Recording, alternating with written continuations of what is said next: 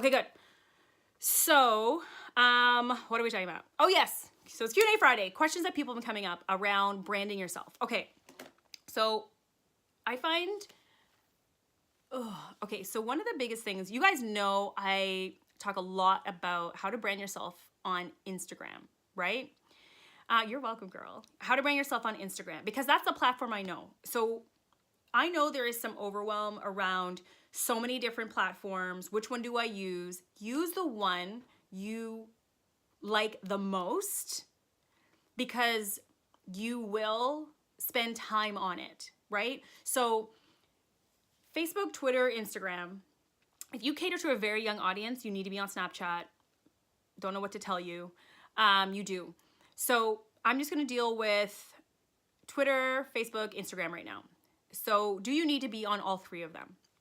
First of all, you don't need to do nothing. Okay, that's one. You do whatever it is you want to do. Don't go on things because you think you need to. However, if you want to reach people, you've got to be places. People are not going to ask you to do jack if they don't know you. That's like numero uno. People need to know what you do, who you do it for, why you exist. Like, people need to get to know you. And the only way they're going to get to know you is if you are out there in their face most of the time. So why do I do these lives, guys? So you guys can get to know me, right? Like, that's the best way to get to know me, is to hear me speaking to you live. So I encourage everybody to do the same. So you need to be on the platforms where you think your audience is, or you want, or an audience that you're trying to attain. So the older demographic is definitely on Facebook, guys. So if you're catering to an older demographic, and I'm talking about like 40 and up, then you need to be on Facebook. That's where they are. They're not as many of them as are on Instagram. They're not up here on the scroll. Okay, that's just not their jam yet. I'm not saying it won't get there, but currently it's not. So if you're catering to an older demographic, you need to be on Facebook. I encourage you to do Facebook Lives. Video is super important. You've got to be doing video. Sorry, you don't need to do them all the time, but you do need to do them. So I encourage you to do a Facebook Live, just like how I do an Instagram Live, do a Facebook Live, and start creating a community over there on Facebook. Facebook is all about communities, groups. Hey, Nicole, what's up, girl? You really want to, if you don't have your own audience, then you want to be, hold on, let me get rid of some crazy people on here. What's up, Steph? Yeah, that's the thing too. The more followers you get, the more crazies you get following you, by the way. Just saying. So make sure you block all people who are even a little bit suspicious. Get rid of them. Just take them off. You just don't want that attention. So what was I saying? Yes, creating communities over there. Thanks, Steph. Over there on Facebook. And if you don't have your community, that's what I was saying. If you don't have your own community, you want to be joining Facebook groups, and you want to be engaging in those groups. Like, don't just join the group and be like, hey, buy my stuff. Nobody wants to hear that shit. Engage. Give actual value for being there. Guys, this is a long game. This isn't a quick hit it and quit it type of thing, okay? You've got to say, I am in this for the long haul. You're not going to go and get 9 million followers out the gate for like doing nothing, doing not a damn thing, okay? So engage in those communities. But the same thing goes for Instagram. You need to engage with the people who engage with you, right? So if people are commenting, you need to be commenting back with more than an emoji, right? We talked about this. With more than an emoji. Thank you so much. Check out their profile. See who's following you. Get interested in these people. Because even if you don't have 10K, if you have an engaged following, that's all you need. That is all you need. Hey, hello, Antigua's in the house over there on Facebook. Hello. So all you need is, what was I saying? Oh, an engaged following. An engaged following. That's what I was saying. It is better to have 1,000 engaged followers than 10,000 non-engaged followers. Because what do you have them there for? For vanity metrics. Fine. Brands are totally like, they are hip to knowing vanity metrics don't mean nothing. I'm gonna try and not curse because I don't know if there's any kids. People have their kids watching with them sometimes. It's more about the engagement. So they're gonna be asking if you are looking to partner with brands. And they're going to ask you for your engagement. What are your engagement numbers? So if you don't have a business account, you can't get those engagement numbers, right? So you need to have a business account. You need to be able to show the engagement from different posts that you do, from different stories that you do. It's all in your insights. You can go and click it and be like, oh, this got this much engagement.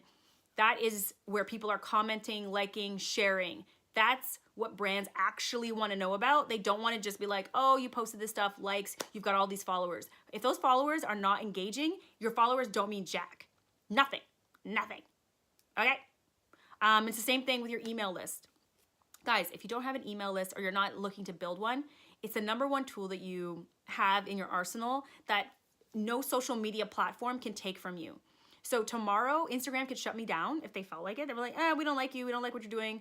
I don't know, whatever. There's all kinds of reasons. I would lose all 10K like that in a heartbeat. So I encourage people to come off of my Instagram, come over to my email list, because that's where I give a lot of the tools. Like if you guys aren't on my email list yet, I encourage you, email, text, message me, and I will add you. That's where I give all my free tools, free ebooks, templates. I tell you about workshops. I give discounts over there. Like I give those to I consider my dedicated audience. Here is like cool, but that's my dedicated audience. Yes, there are so many moving parts, Nicole, but if I was to say anything and I was to be like, if you need to do one thing, I would say build your email list. Above anything else, it would be your email list. But that, if you had to spend time, it would be over there. In terms of like Instagram, yeah, so today a few people had asked me about like their Instagram. And the number one thing is just go clean it up. Guys, really, you don't need to spend $1 million like every single day posting on Instagram. If you create value on what you do post, I encourage you 1 or 2 posts in your feed with a really great caption that creates value once a week. Once a week, post. Once or twice a week, post on the feed.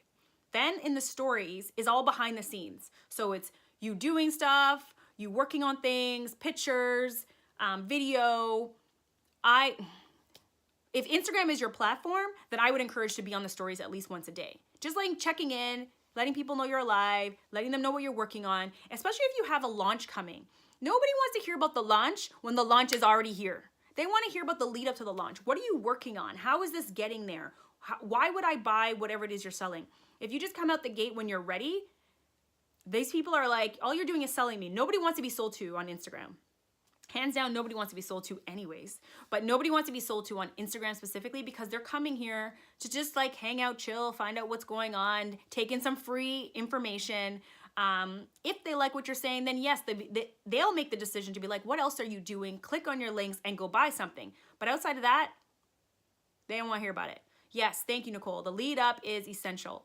But I would really encourage everybody to build out your email list and clean up your Instagram. So you can't say that you're not getting any followers or nothing's happening on Instagram if your Instagram isn't clean.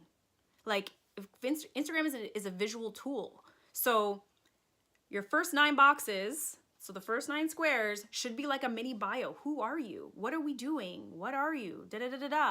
And then your highlights, you guys know how highlights work now, right? So your highlights are stories that you take from your Instagram story. You can create a little story, like save them in the order that you want and put them in a highlight so people can get a snapshot of that moment in time. So you could do, if you're in nutrition, you may do food. If you may do workouts that you have, so people can like experience that on an ongoing basis. No matter if you never post anything on your stories, they can look at your highlights. The only thing about the highlights, guys, they have to fall in line with whatever the hell it is that you're doing. Like you can't just put random stuff in there. And you want a really nice icon. Otherwise, it's just not as clean as everybody else's. If you don't know how to build an icon, you go into Canva. What does it cost? Like nothing? Put it in a color and make them consistent. You put it in your highlights, you save it, it becomes your title page, and it's in the highlights. All those highlights you see, I created those. I created them in Canva, Put a solid background, an icon, a title. That's it. That's it. Don't just put no random stuff in your highlights. And the highlights, if anyone doesn't know, is like those round circles that you see above your squares. I rather not focus on IG, brand image decor, but content instead. So my feed is a lot, but it's valuable material. We're going to look at your feed. Let me go look at your feed right now. Let's go look at your feed. Let me see. Let's see your feed, shall we, folks?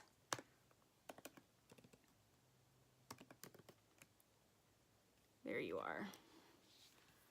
All right. Let's see what we got here. Okay, so you sell services. Massage therapist and instructor, chemical-free skincare, body contouring services coming soon. Okay. So call to book. Okay, perfect. So you told me what you did. You told me where you are. 5-star reviews I would take out, because 5-star reviews says you. Like, I want to see, I would actually have highlights. I would have testimonials from people. Yeah, you definitely want better icons for your highlights. I struggle with that. It's massage services, nutrition, and health. So your bio, and this is like, you know, we may not even need a call, because I'm about to tell you about yourself right here. Okay. So your bio, you're a massage therapist and instructor. So does that mean you also teach other masseuses how to do massage? Chemical-free skincare and body contouring services coming soon. It's like, that stuff isn't happening. So I would just take it out. There's nothing, I would just take it out. I would just be like, tell me about, so what makes you different as a massage therapist than other people? So you taught a night class. Great. So you guys want to put in your bio what you want people to know about you and what you want them to do. How are you different? And why should I care? So are you a massage therapist for women who have undergone injury and want, whatever, a certain type of experience working with you because you're also an instructor? Or are you focusing on people who need to be taught how to do really good massage therapy? So there's just like pieces there that I'm unclear about in terms of like, what do you do? What do you want me to know about you now that I'm here? How do you help me?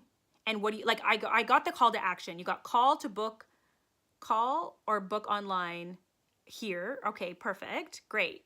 So, but I don't have like do you come to them? I want to know that, because like right away I'm like, okay, do I come to your place of business? If it's in Boston, like where in Boston? I don't know how big Boston is, but I assume it's like, it's not just anywhere. And then your first nine boxes, like just start with your top 6 boxes, I need to see massage. Like I need to see you doing a massage, someone else doing a massage, something zen, like whatever your message is to people. Is it like leaving them feeling relaxed and ready to take on life? Is it getting rid of pain? Like, is it new moms? Like whatever it is, it's like, I want that in the 9 boxes. I don't want to see holiday sales, Black Friday sales, any massage therapy service 1 hour or longer, $15 off. It's like, I don't know. It just reads a bit like cheapy to me. So I wouldn't, like your captions, I love that you put long captions, which are great, but it's like, it would be more beneficial if you guys are doing like sales to actually DM the people that follow you and let them know that you're offering a discount to new clients. Like that's it. Like, but the actual sale graphics and stuff, I would take all of that out, because it just reads like clunky and like kind of like cheap, right? And it just cheapens your brand actually. When if you do really amazing stuff, you want to take all of that out. And then I would be like, you've got one in here on like, how do you sit at your desk and stuff like that? Like, so give me tools on how to be better with my body, with my life, how I'm sitting, how I'm standing, how to make it preventative so I don't have to come and see you all the time. Are there things there that could happen? Are you doing things for moms that they can do for stretching? And I would just archive a lot of this and take a lot of this out. And if you're doing like health and nutrition, if you're doing food, it's like you got a picture of French toast on here next to a sale, next to your logo for your business. Take all that, get rid of it. Get rid of it. So yes, that's what I have to say about that. Yeah, so right now I would get rid of all of those things and focus on some behind the scenes and cleaning up. Guys, imagery is everything. I know we are not all like amazing photographers, but if you want to say that Instagram is your platform, you've got to get good at taking pictures. It's just a no-brainer. It's just like a non-negotiable. Sorry, not sorry. It's got to be that way. No worries, girl. Listen, we've all been somewhere. Like I had somebody like, what was it, 6 or 7 years ago, when I didn't even know what Instagram was. And she was like, girl, you need to be on Instagram. You are a jewelry designer and you are not on Instagram. And I was like, oh, another platform. I don't know. Yeah, but she had to like teach me a few things. And I would take a picture and she would then come, she'd message me. She'd WhatsApp me and she's like, Monique, please take that picture down. That is not cute. I was like, oh, really? So listen, we've all been there. But you know when you look at other people's pictures and you look at your pictures, if they're good or not. If you're not good at taking selfies, it's time to practice. I don't want to hear, there's no time, I don't want to do it, da, da, da. Fine, then don't be on Instagram and don't complain your pictures don't look good. I don't want to hear it anymore. The other thing is, guys, when you're taking a picture, clean the camera, the camera opening. Okay, not with your finger, use your, because people wonder sometimes why is their camera blurry? It's because it's dirty. It's dirty, okay? You've got to clean it.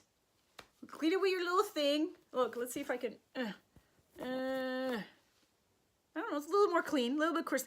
And you forget, right? It's not something you would think about. Thank you, clean your lens. I'm like, what is the thing, the opening? Clean your lens.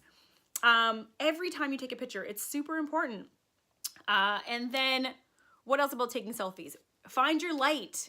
Find your light. Guys, the light should be in front of you, not behind you when you're taking a picture. In front of you. See, look. If you can face a window, natural light is best, obviously. If you can face a window, great. If not, get yourself some lights. If you're doing, guys, if you are doing videos and you were like, this is my business, I am serious about this, then it's time to invest. Okay? Invest in a tripod. You guys know, if you go back on YouTube and you watch my videos, I got my phone down here. I'm like talking to you. I'm moving around. I didn't have a tripod. It's like, it cost me like $20 on Amazon to hold up your phone. Make sure it has like the clip that holds your phone in place along with the tripod. Get your lights. Get your lightings. We don't all have, I have horrible lighting in my house. Horrible lighting. Okay? I'm always making some makeshift light somewhere. So I used to have a light that you can buy to put on your, do I have it here? You can put a light on your phone and you can take it and take pictures. Like, that's fine, but it kept dying on me.